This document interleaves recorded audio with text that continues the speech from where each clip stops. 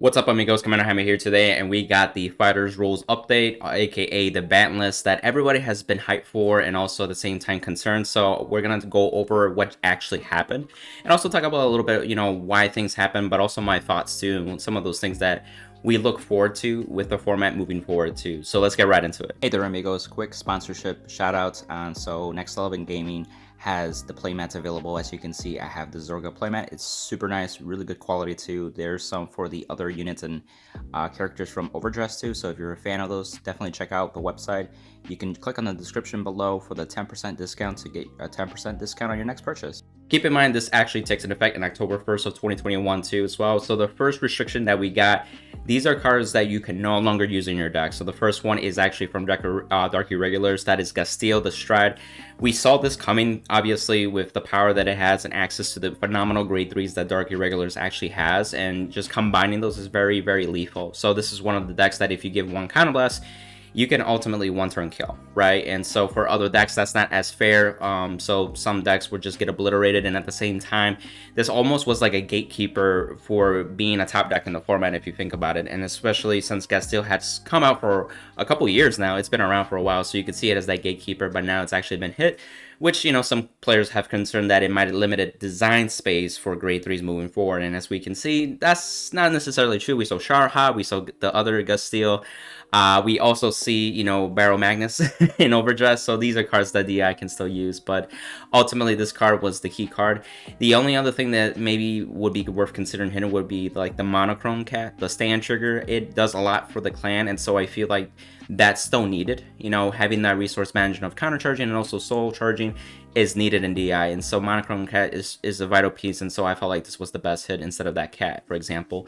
With Pale Moon over here, we saw Visible Songster. This is a Pale Moon sort of a loop that I haven't really faced this as much compared to some of the other Pale Moon variances out there, but there is a loop here. And I think one of the things that we didn't see as much is Songster. I guess it depends on the local metagame or even the metagame that you played in the BSFO or even in the Vision tournaments. It's just one of those things that this needs to be hit, because otherwise this will rise to the cream of the top. And we still have a gap at that point of, as soon as you write to grade 3, you're pretty much live. And so we have the Bermuda Triangle here choice. I have no idea with Riviere.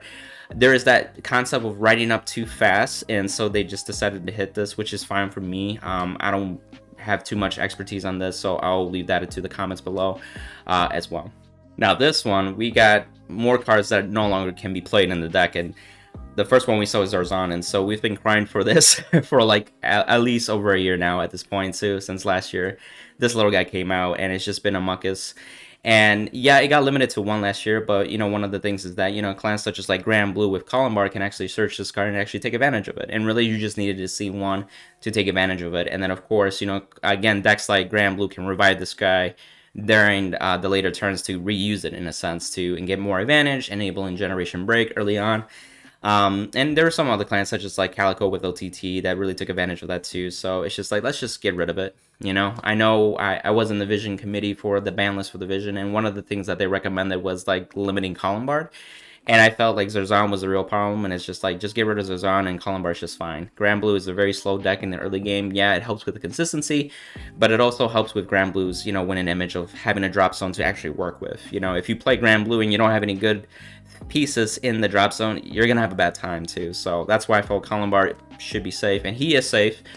So there's no granblue hits directly in that sense, but Zarzan is definitely one of those pieces that a few of those decks took advantage of. And again, with Tempest Sphere, it kind of goes hand in hand. It's searching those vanillas, for example, for Zarzanum to resolve pretty consistently. So at that point, like, just get rid of it too. There's no really usage for it, especially with the newer support now not restricting as much to Generation Break. There's a lot of decks that just don't care. There's new cards that come out that are just live because of V-Series, for example. So I feel like Tempest Sphere is no longer really needed. And I think only very, very few decks just played it. Maybe Blade Master in that sense too. Going into Shadow Paladin, we see Bendy over here. This is the card that allowed to ride up faster too as well to the Phantom Blaster Dragon. This can be used in different premium decks such as Luard and stuff. But the point is that once you get to grade 3, and you're already ahead of the game too. And especially with decks like Luard, they have actually that early game pressure with the grade 3 Luards, and so they could actually do more pressure. And this can be something that even moving forward, Shadow Paladin can just use. I've seen even Revengers being used, whether it be Mordred or even like Raging Form, can use this mini engine in a sense and just be able to get that advantage, especially if you're already going first. You know, as soon as you come back and you've already been on grade 3 for a turn, you can stride too on top of that. So it's just pretty unfair. Just it's almost like that as a right chain that we've had in the past too. So why not get rid of Bendy at that point? So the Genesis one, I'm glad that they actually touched it. But as a Genesis player, I feel a little bit bad because it's like, can you just at least give us one, you know? This was like no mercy at all, you know what I mean? You know, with one copy of Tarot, we wouldn't be able to loop it, you know? And so that would make Genesis a fairer deck, and some people would like to play Flammarish, so... But this is fine at this point. This makes the format fairer to all of the other decks. I know some people hated this card, so I definitely understand two sides of the argument. And funny enough, I got my shinies earlier today, and as you can see, I got the shiny Tarot just ready to go, but, you know, only had like less than 24 hours to actually use it legally in that sense too. But oh well, it's all good. And as a Genesis player, you know, there are other options. Obviously, we're going to get Fortuna that's coming out with the V-Clan collection. Of course, there's also Regalia too. So this gets me a little more excited to try again Regalia. I haven't touched it in a while too, so it'd be nice to like revamp it. And also there's more restrictions when it comes to like heterosexuality as a whole too, which we'll dive into more a little bit too as well. More cards that you can no longer use. And we have Jamie Okongo over here on the very left for Nubatama. And I think everybody saw this coming too. It's a card that restricts your opponent's hands to 4, which can ultimately lead to pretty busted turns where it's like your opponent can't do squat for guarding or being able to like live during those turns. It's just one of those cards that really just rip cards from your hand, and you're just like, you feel so defenseless in that point. And so Jamie Okongo, I felt like this was going to happen, or at least choice restrict, just like they've done with Rin, for example. But I think at this point they just got rid of it. We have the Dai Hozan card support that's coming out in the Clan collection, so that might be a more fair version of Jamie Okongo, so that's definitely worth trying now. And we also have like Hanzo, for example, since it got more support too, so that's always a deck. I actually faced Hanzo in top 8 for the BSFO in North American with a Polar Lover 1, also Nick as well. So it does something actually to actually be able to compete at that point. But I feel like for Jamie Okongo in this case, it's like, why not just get rid of it, you know? So there are options in Nubatama, so don't feel like it's the end of the world for the Nubatama clan, because I feel like sometimes when it came to Nubatama, they instantly think of Jamie Okongo, but there's definitely more options to explore if you are a Nubatama player. With Murakumo, New Dao was the key card to hit. Like, I've actually had this explanation before on, you know, videos, collabs, or even like podcasts, guest speakers kind of thing. And, you know, I really try to think in that position where, like, I literally faced New Dao in the BSFO, and it's just like, as soon as they drop down home, they're guaranteed that 1 damage that, you know, New Dao really just needs to take advantage of for its skill, right? And so that thing is just being able to restand and all that kind of stuff. Or I should say for Hyuga, whatever.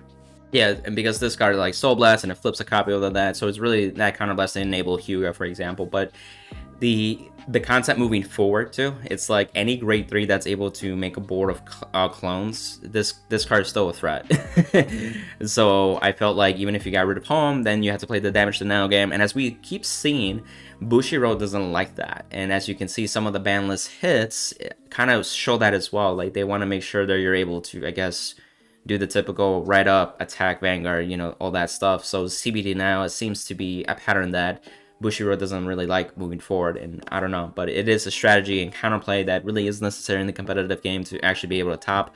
So, but again, you know, New Dao just being gone, you don't have to worry about the grade 3s anymore. You can actually be, again, more design space. It's almost like the Gastille issue, where it's like any grade 3 that actually creates clones, this card is going to be a threat.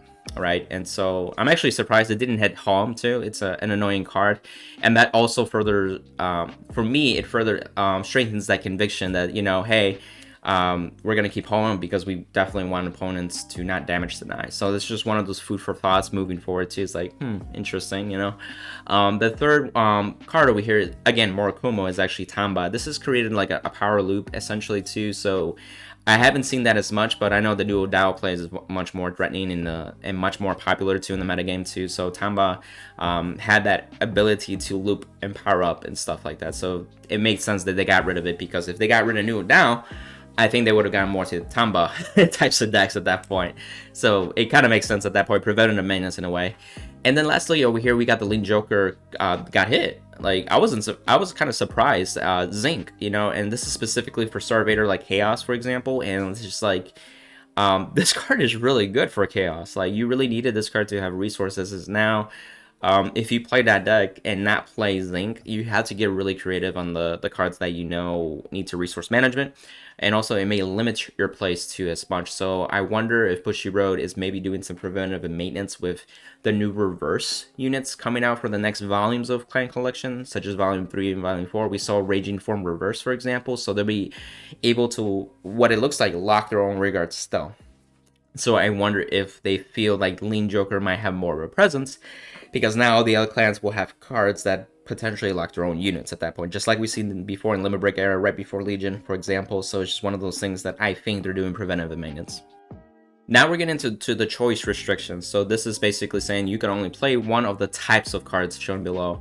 And as you can see, there's Purple Trapezist, Jumping Hill, and Flying Parrington. This means that you could only choose one of those cards and play 4 copies if you want to in your deck, but you cannot play the other 2.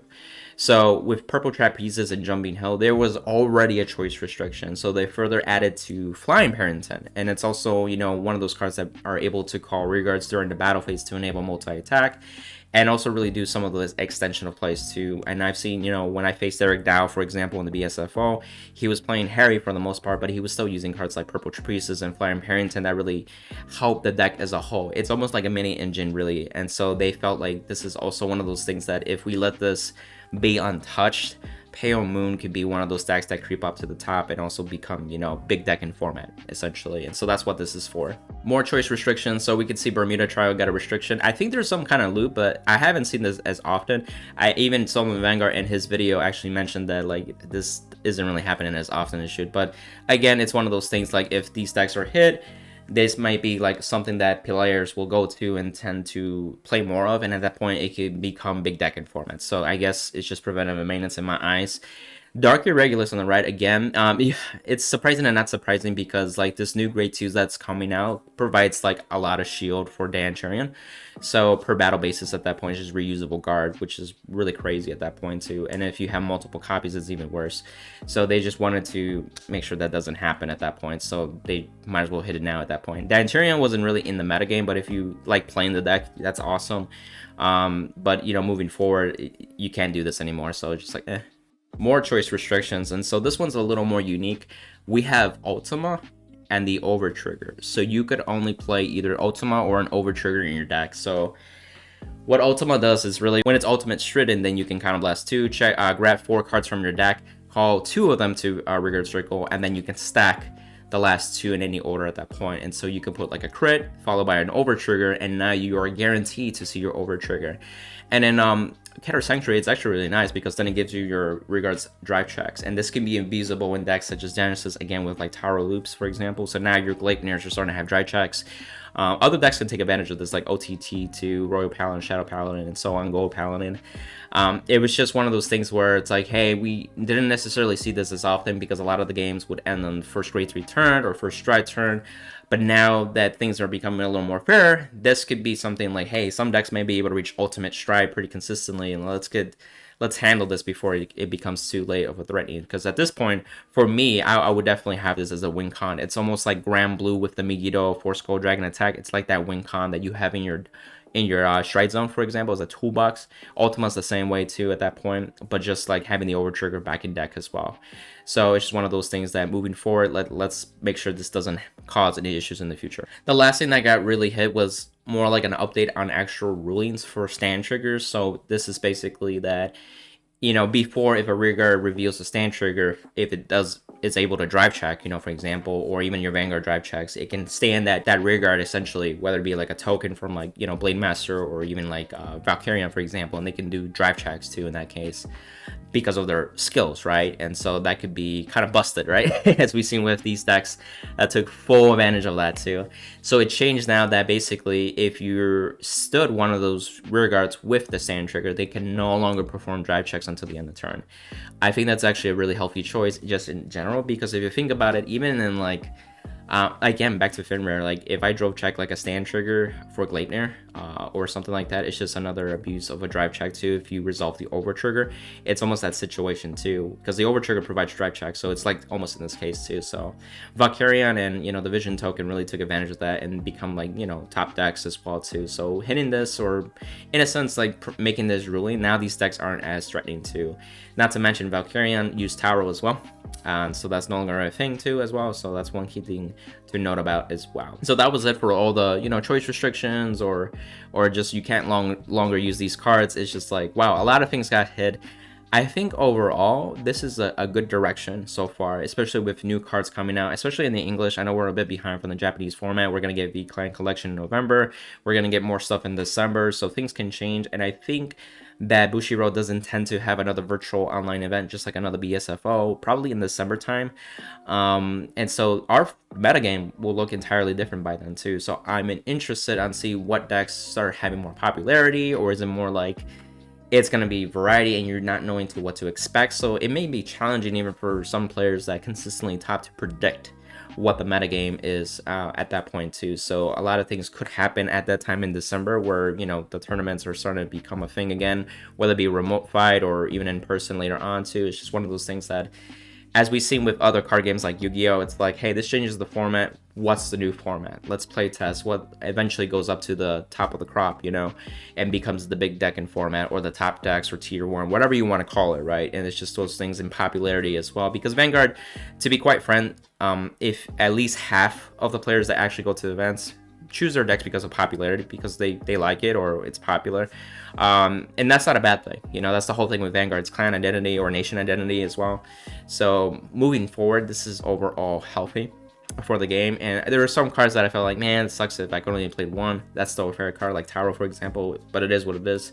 I guess I just had to like play Regalia now. But obviously, if you play multiple clans or multiple nations, you have more options to explore, and maybe some decks that you feel like that couldn't keep up with the top decks can now keep up with the current meta game. So I think that's really exciting, because then now this makes your decks that you played for fun, for casual, with your friends, now you may have a chance to play competitively with them too and actually top. And I think one of the best feelings to have is not only that you top at an event, but you top with a deck that you really enjoy playing too. So that's the biggest thing. And so with that, I'll end the video because I don't want to talk too much. But what do you guys think? You know, were you guys happy about this ban list, or have some future thoughts, or even like what would you see in the future might be a problem, or some things that you feel like the metagame is a little more fair? Like, what are your thoughts? I like to have those kinds of conversations too as we go. And if you like the video too as well, and share it with an amigo that also likes to hear the stuff too as well, and subscribe. Later, bye.